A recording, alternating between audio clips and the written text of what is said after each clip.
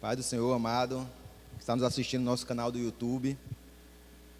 Eu tenho uma palavra de Deus hoje para você. Eu queria falar sobre Simão e a pecadora. Um texto bíblico se encontra em Lucas 7. Eu vou ler dos versículos 36 até o 39. E rogou-lhe um dos fariseus que comesse com ele. E entrando na casa do fariseu, assentou-se à mesa. Ele está narrando sobre Jesus. E eis que uma mulher da cidade, e o texto enfatiza, uma pecadora, sabendo que ele estava à mesa na casa de fariseu, levou um vaso de alabastro com unguento.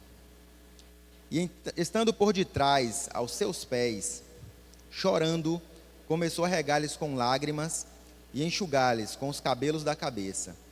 E beijava-lhe os pés e ungia-lhes com unguento. Quando isto viu o fariseu que tinha convidado, falou consigo mesmo, dizendo: se este fora profeta, bem saberia qual é a mulher que ele tocou, pois é pecadora. Pois é pecadora, é como ele falou. É um texto que narra assim uma das últimas histórias de Jesus antes da crucificação, lá na cidade de Lázaro, quando ele é convidado por Simão, um fariseu, para a sua casa. Existem outros textos da Bíblia falando sobre isso, principalmente em Marcos 14 também. Mais tarde eu vou ler um pedacinho disso. Mas a coisa interessante, me chama a atenção logo de cara nesse texto, é um fariseu convidando Jesus a comer em sua mesa, a ficar na sua casa. O texto diz que ele rogou, ele pediu, ele insistiu com Cristo para que fosse até a sua casa, para que estivesse sentado com ele à mesa. E ele prepara um banquete para Cristo, ele prepara uma comida mais gostosa, é uma noite especial, ele chama seus amigos, seus outros convidados, e também a turma que sempre andava com Cristo estava ali presente, e ele põe aquela mesa, uma mesa muito grande, para várias pessoas, porque esse homem era um homem rico, e todos se sentam à mesa, e Cristo se senta à mesa, e nas mesas daquele tempo eram mesas baixas, se sentavam e os pés ficavam para trás, provavelmente ajoelhados ou debruçados sobre a mesa. E por que Simão estava fazendo isso? Por que esse fariseu estava fazendo essa festa para Cristo? Nós vemos que ele era conhecido, nós vamos ver em outros textos, como Simão o leproso. E logo nós entendemos que ou ele foi curado desta lepra e estava agradecido, ou ele tinha um grande interesse que Cristo o curasse da lepra, porque ele estava vendo o que Cristo estava fazendo. Mas havia um interesse por trás de Simão, e ele prepara isso para Cristo, mas ele ainda está desconfiado, ele ainda não tem certeza se o que Cristo está fazendo é realmente milagres, ou se é algum truque, ele ainda não está totalmente convertido àquilo, ele ainda não está totalmente aberto a Cristo, o seu coração não está entregue, e ele se prepara uma festa, e Jesus é convidado naquele lugar, e Jesus se senta à mesa na casa dele, mas isso não o comove, não toca, não lhe chama atenção. Às vezes nós convidamos Jesus a entrar em nossa casa, às vezes nós estamos na presença dele, e estamos ali sentados conversando com os outros convidados, porque parece que fulano ou ciclano tem histórias mais interessantes para contar, porque parece que há coisas mais importantes para fazer, e Jesus está deixado ali de canto. Foi ele mesmo quem o convidou, ele mesmo que insistiu. A palavra diz que ele rogou, mas agora que ele conseguiu que Jesus estivesse em sua casa, agora que ele convidou, abriu a porta e Jesus adentrou, Jesus não é mais tão importante assim. O que é importante é aquela reunião. Aquela reunião é tão importante que mesmo na casa desse homem rico, a porta estava aberta. E por que eu falo que ele é rico? Porque Jesus andava com os seus 12. E não é todo mundo que chega para um cara e mais 12 e fala assim: ó, de noite vai comer lá em casa. Na minha casa mesmo não dava, eu tenho que falar logo. 13 pessoas de vez assim entrando para comer à mesa, no mínimo 13 pessoas. Era bem capaz que Marcos estivesse lá de penetra também. E além disso, os amigos de Simão também estavam ali presentes, porque ele está conversando com outros convidados. Era um grande banquete. E naquele grande banquete, Cristo era mais um convidado, não estava numa posição especial. E ele deixa essa reunião com portas abertas, para que todos que passem na rua vejam que ele está comendo com Cristo e que ele está dando um grande banquete. Mas como a porta fica aberta, a palavra de Deus diz que eis que uma mulher da cidade, pecadora, sabendo que ele estava ali na casa do fariseu, ela leva um presente para Cristo, uma oferta para Cristo, um vaso de alabastro com unguento dentro. Mas ela não foi convidada, ela não fazia parte daquele meio, ela era uma pecadora em meio aos fariseus, não tinha lugar para ela sentar, não tinha comida para ela ali naquele lugar, ela não ia ser bem recebida, ela não ia ser bem tratada, e ela sai da sua casa com uma grande oferta, mesmo ela sendo a mais simples de todos aqueles homens, ela levava ali uma grande oferta para Cristo.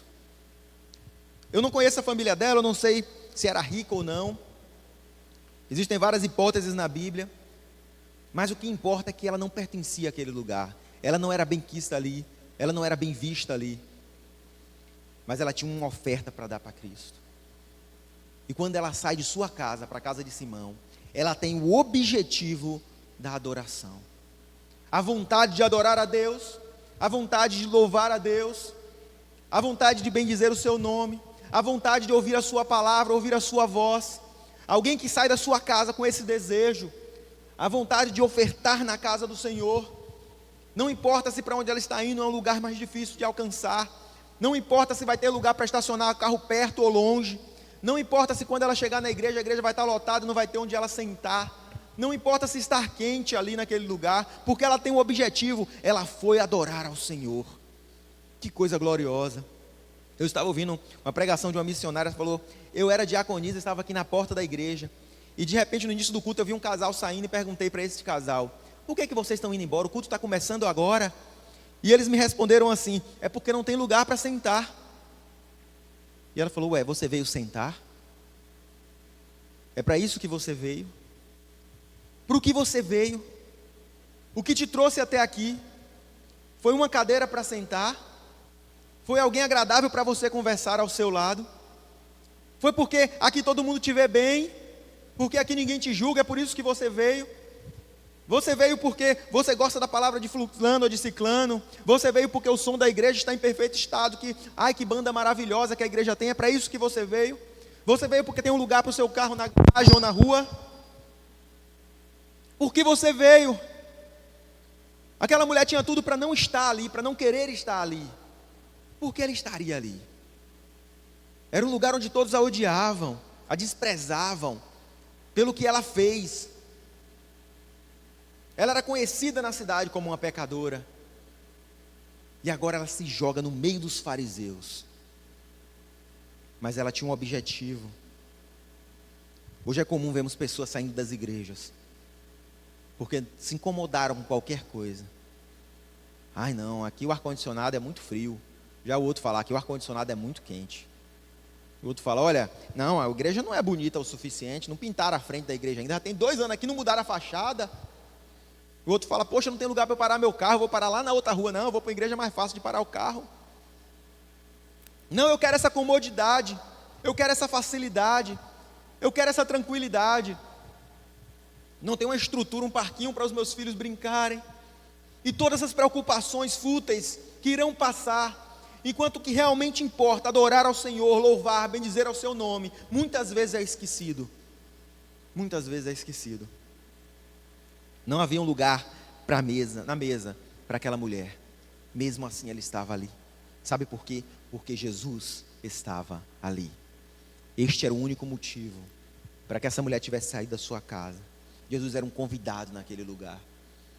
E se para Simão isso não era tão importante assim, para ela era totalmente importante, era um diferencial. Que Jesus estivesse ali presente, que ela pudesse encontrá-lo, que ela pudesse se derramar, jogar aos seus pés, entregar o seu presente. Eu quero falar um pouco sobre esse presente agora. Eu vou ler o texto que se encontra em Marcos 14, só o versículo 3. Vai contar a mesma história, dando um enfoque diferente. Um foco ao vaso, o frasco que foi quebrado. A palavra de Deus diz que enquanto isso, Jesus estava em Betânia, na casa de Simão o leproso. Quando ele estava à mesa, uma mulher entrou com um frasco de alabastro contendo um perfume caro, feito de puro nardo, ou de essência de nardo da planta. Ela quebrou a tampa do frasco e derramou o perfume sobre a cabeça de Jesus. Olha que coisa maravilhosa. E era necessário que o frasco fosse quebrado mesmo, porque era um frasco selado. Ela não quebrou a tampa do frasco para fazer uma cena cinematográfica hollywoodiana na casa de Simão. Não foi algo para chamar a atenção, mas havia algo dentro do frasco selado. A palavra de Deus conta que aquele frasco provavelmente custasse 1 ano de trabalho de um trabalhador comum, 300 dinários. 300 dinários. Se você retirar os finais de semana e os feriados, 1 ano de trabalho de um trabalhador comum.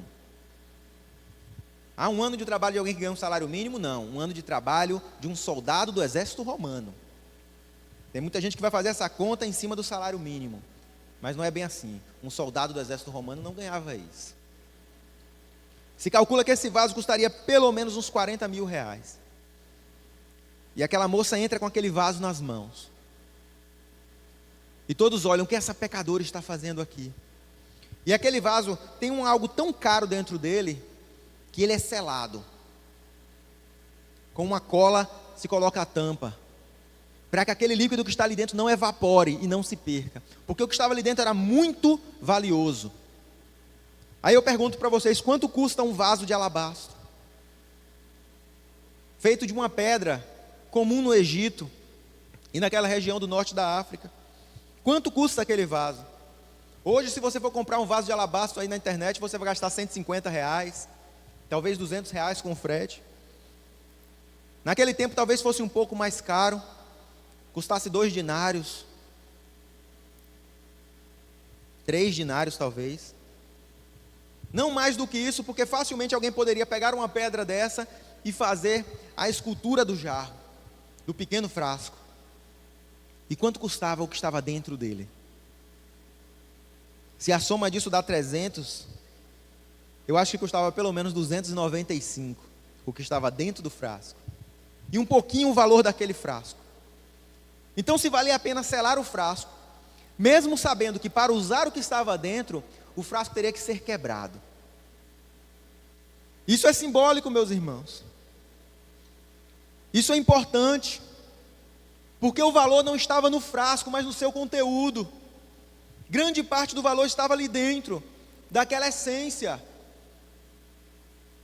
E agora nós tomamos um susto com a revelação, porque o frasco veio da terra, ele é tirado de uma pedra, ele veio do chão, do solo, mas o que está dentro dele veio de uma planta que nasce aonde? Nas montanhas, o nardo, é essência de algo mais alto. E claramente existe uma representatividade entre o corpo e a alma daquela mulher. E para que ela se possa derramar, primeiro, ela quebra a tampa do vaso. Porque alguém que está pensando com a cabeça natural não consegue entregar totalmente para Cristo. Alguém que estivesse pensando naturalmente não ia conseguir arrancar a tampa daquele vaso, porque se falava é muito valioso o vaso de alabastro. Mas o que realmente vale é o que está dentro dele. E se não quebrar a tampa, não pode ser usado, não pode ser derramado. E alguém fala, é um desperdício quebrar o vaso de alabastro.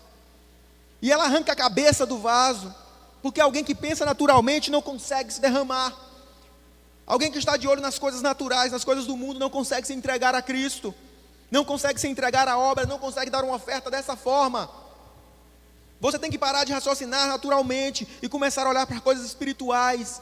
Você tem que parar de dar valor às coisas terrenas e dar valor ao reino espiritual. Isso é perder a cabeça por Cristo. E muitos dizem, está ficando louco, só fala de Cristo. E depois disso, não o suficiente arrancar a cabeça do vaso, ela precisa incliná-lo, para que possa derramar. Porque alguém que não se curva, e eu não estou falando fisicamente, alguém que não se prostra aos pés de Deus, ele não pode entregar o seu melhor. E da mesma forma ela precisa virar o vaso, para que o que estiver dentro dele caia. Se esse vaso fosse tão valioso assim, depois que ela fizesse isso, alguém ia lá, pegava o vaso, pegava o caco, colava de novo, e falasse: olha que vaso valioso que eu tenho. Mas você quer saber, o pessoal fala, o vaso vale 300 dinários, não é bem assim. O que vale 300 dinários é o que está dentro do vaso, porque depois que ela usa para ungir a Cristo, de nada mais vale o vaso. É uma relação clara entre o nosso corpo e a nossa alma. Uma vez a nossa alma derramada, uma vez que o corpo esteja vazio, de nada vale o corpo. E o que nós fazemos com esse corpo vazio, nós enterramos como uma lembrança do que foi aquela pessoa. Mas a alma que é entregue aos pés de Cristo, a alma que é derramada sobre Ele, esta será lembrada para sempre. Esta dura para sempre.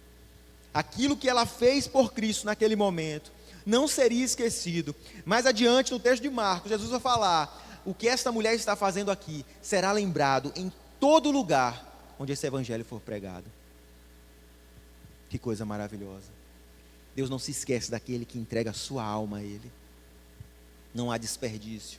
Muitos vasos de alabastro foram abertos naquela época de Cristo. Muitas mulheres se perfumaram com o seu cheiro. E muitos convidados receberam essa honra de quando chegaram na casa de homens ricos. Mas nenhum deles é lembrado como aquele que a mulher derramou a Cristo. Pois o próprio Jesus disse, ela será lembrada em todo lugar que o evangelho for pregado. Porque ela foi capaz de perder a cabeça, ela foi capaz de se entregar, de se curvar perante Cristo, foi capaz de fazer o que um daqueles homens fariseus poderia fazer. Ela foi capaz de entregar o seu melhor. E eu não estou falando aqui de um ano de trabalho, ou de algo que vale 40 mil, ou para você me entregar uma oferta de 40 mil aqui na igreja. O que eu estou falando é de entregar o seu melhor, é isso que importa, porque Cristo também fala de uma viúva que colocou 2 moedas, e falou, ela deu tudo que tem, ela deu mais que qualquer um de vocês. Se trata de fazer algo para Deus, que faça algum sentido, que custe alguma coisa, porque muitos entregam ofertas na igreja que não lhe valem nada. Meus irmãos, tem pessoas que botam R$500 de oferta, e aquilo não faz diferença nenhuma na sua vida. E Davi fala, darei eu ao Senhor algo que não me custe nada. E do que adianta? Do mesmo jeito, Simão está fazendo um grande banquete para Cristo. E que consideração ele tem por Cristo? E quanto custou esse banquete que ele está fazendo para Jesus? Um banquete que alimenta no mínimo aí umas 20 pessoas. Com comidas mais chiques e servos para cuidar da mesa. Quanto custou para Simão isso? Nada. E nós vamos ver agora que ele não tinha esse apreço por Cristo. Voltando ao texto anterior. O último versículo que eu li, Lucas 7,39.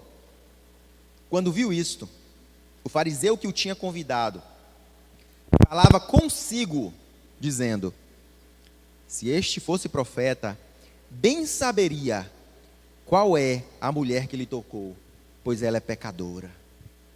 Pois ela é pecadora.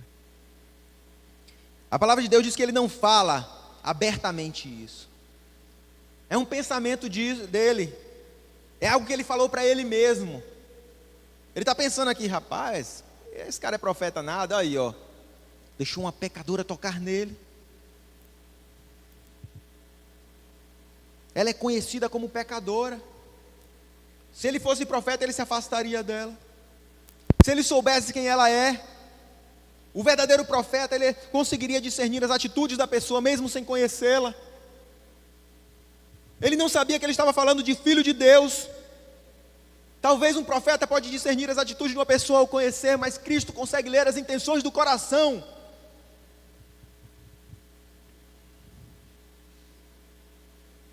Ele não consegue perceber a atitude daquela mulher.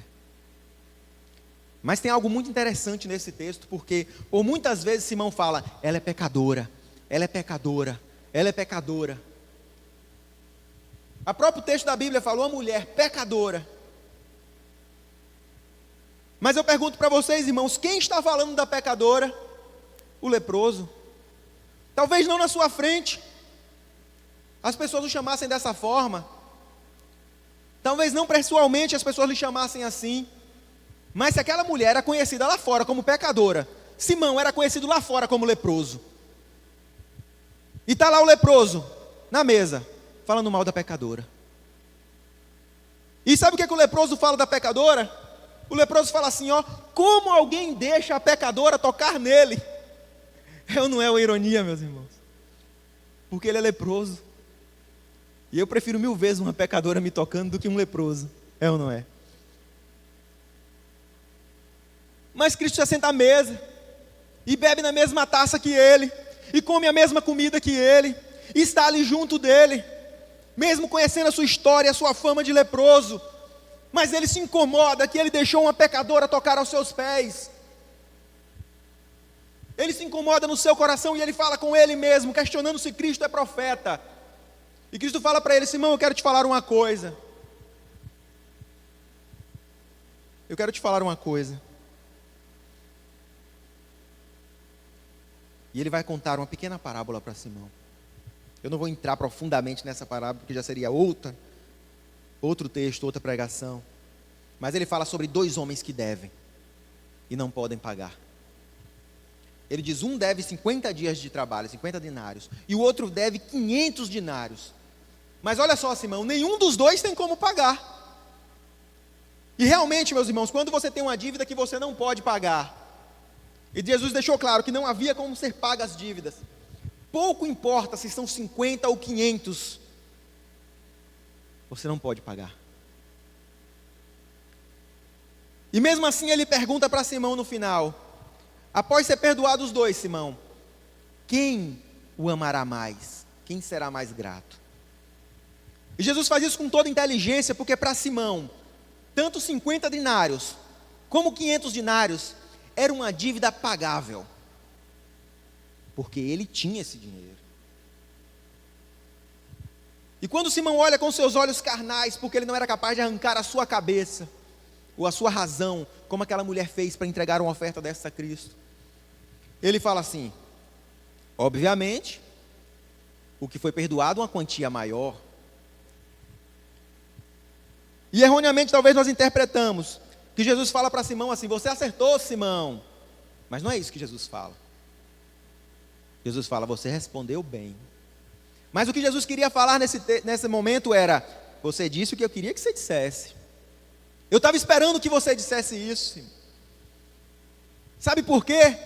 Porque esse meio de se medir gratidão é algo humano, é algo carnal. Cristo entendia isso, Cristo sabia disso. Imagine, meus irmãos, que para a gente ser muito grato a Cristo, nós temos que antes ser muito pecadores e ser perdoados por muitas coisas. Essa não é a mensagem que a cruz traz.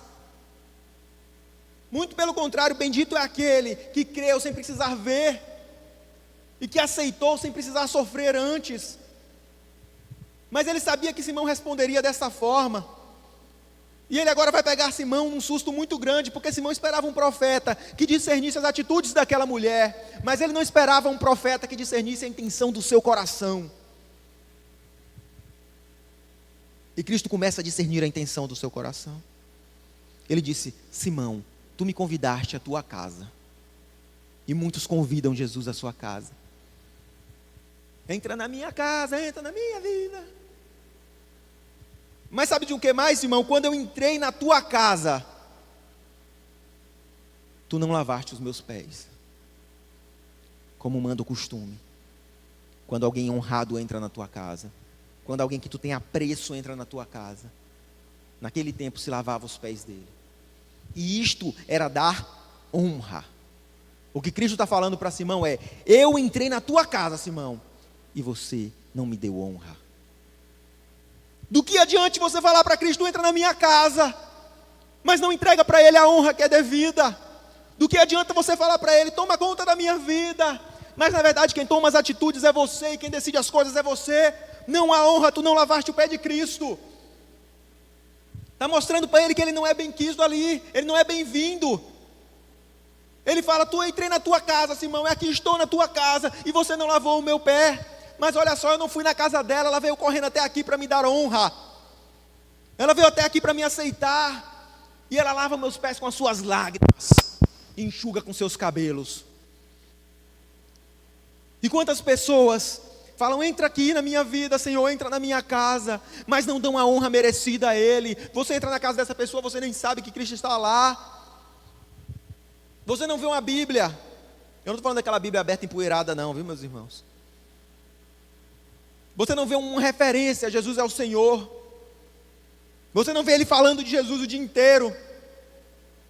E Jesus está ali como um símbolo, como um talismã, não tem honra. E quando Ele conquista algo, Ele não entrega a honra a Jesus. E Jesus é só mais um convidado na sua casa, como muitos outros convidados. Como Ele fala, entra na minha casa alegria, entra na minha casa felicidade, entra na minha casa dinheiro, entra na minha casa saúde, entra na minha casa Jesus também, vai no bolo aí. E eu agora estou conversando com dinheiro, Jesus, agora eu estou preocupado com a saúde, Jesus. E você fica sentado aí na mesa. E Jesus fala, eu entrei na sua casa e você não me deu honra porque não lavou os meus pés. Eu nem fui na casa dela, Simão. Ela entrou aqui sem ser convidada. Não tinha nem onde ela sentar. Todo mundo apontou o dedo para ela. Mas ela lava os meus pés com as suas lágrimas. Mas tem mais, Simão. Eu entrei na tua casa e tu não me deste um beijo. Isso fala de amor. Talvez Simão até pensou assim, rapaz, ele queria o beijo de um leproso. Mas Jesus está preocupado com o amor. Ele fala, eu entrei na tua casa e tu não me demonstraste amor. Tu não tens sido agradecido. Essa mesa farta que tu colocou aqui para todos os teus convidados, não significa nada porque não te custou nada, tu é muito rico. Aonde está o teu amor? O que tu tem feito para demonstrar amor a Cristo? Ele fala claramente, tu não me beijaste. E ela não para de beijar os meus pés.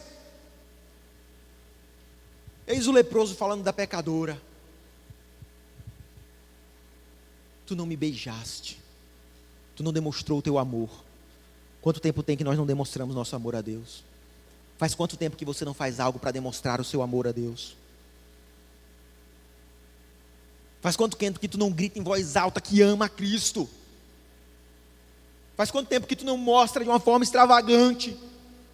Ou que essa alegria enche o teu coração porque Ele está presente em tua casa? E se o Deus chegasse em tua casa, talvez você se sentisse como leproso e fala, não vou encostar nele, eu não vou beijá-lo, porque ele queria um beijo meu. Mas ele sentiu falta do afeto, do amor. É o que Cristo espera de nós, ao entrar na nossa casa e ao entrarmos na casa dele. Mas aquela mulher queria tanto isso, que ela não esperou Cristo ir até a sua casa, ela ficou sabendo que Cristo estava lá na casa de Simão, e falou, eu vou até lá beijar os seus pés. Como posso julgá-la por ser pecadora? Sendo eu leproso. Mas ele não acaba aí não. Ele fala, você não colocou óleo na minha cabeça, mas ela me honra com puro nardo.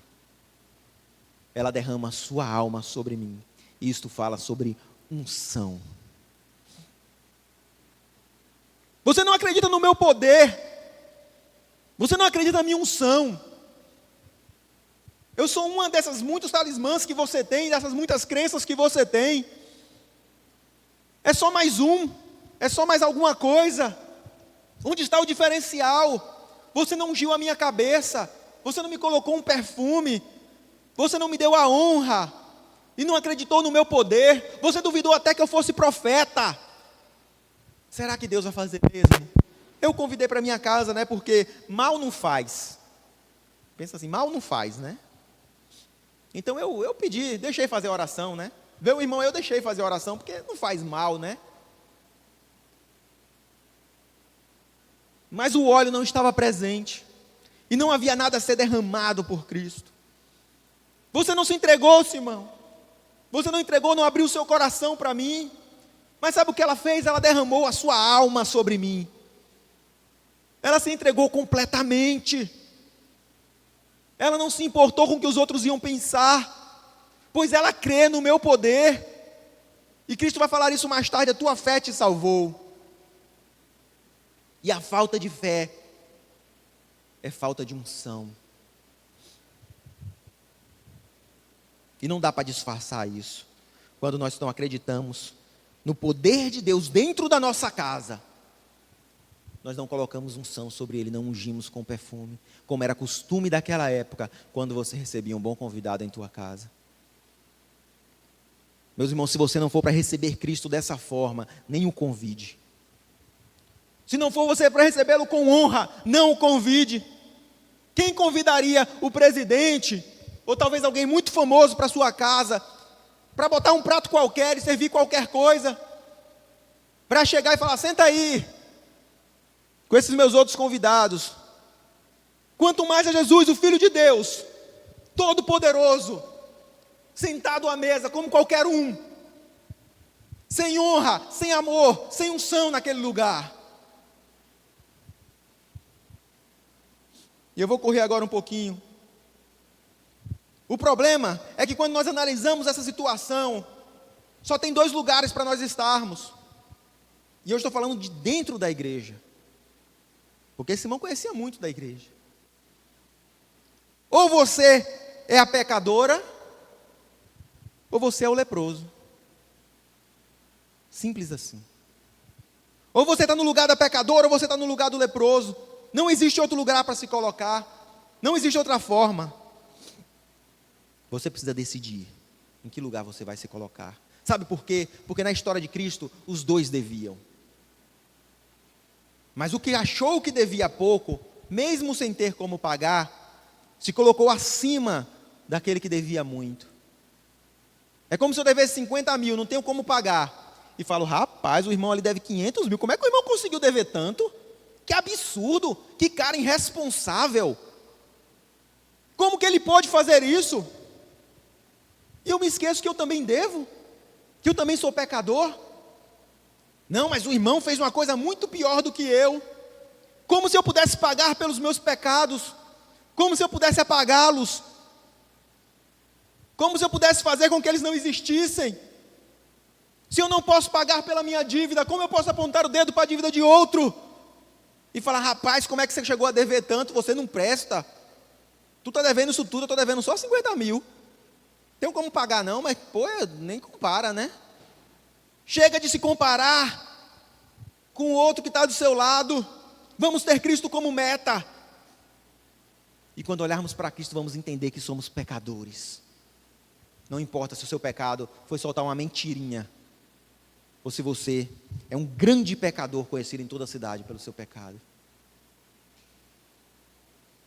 E aí, para terminar, Jesus diz para aquela mulher, no finalzinho de Lucas 7, a partir do 48, os teus pecados são perdoados.